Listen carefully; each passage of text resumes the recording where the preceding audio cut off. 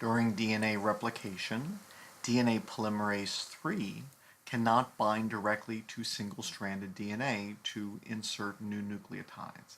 Instead, it attaches to an RNA primer, which is made of RNA nucleotides. And later in replication, the RNA primers are replaced by DNA polymerase I with new DNA nucleotides.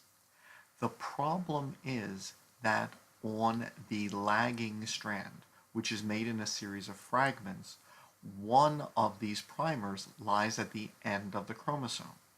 When it is removed, there is nothing downstream of this section for DNA polymerase to attach to. If this were left unresolved, then the chromosome would have a gap at its end. And this would worsen with each cell division. The chromosomes would continue to get shorter.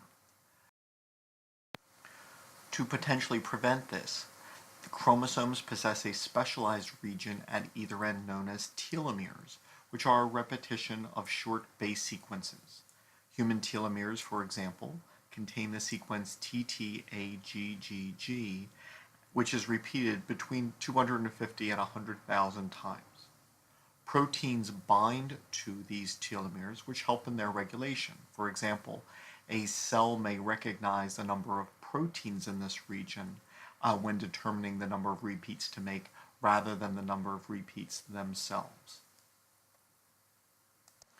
A special enzyme known as telomerase acts at the telomeres to add additional nucleotides so that chromosomes do not shorten.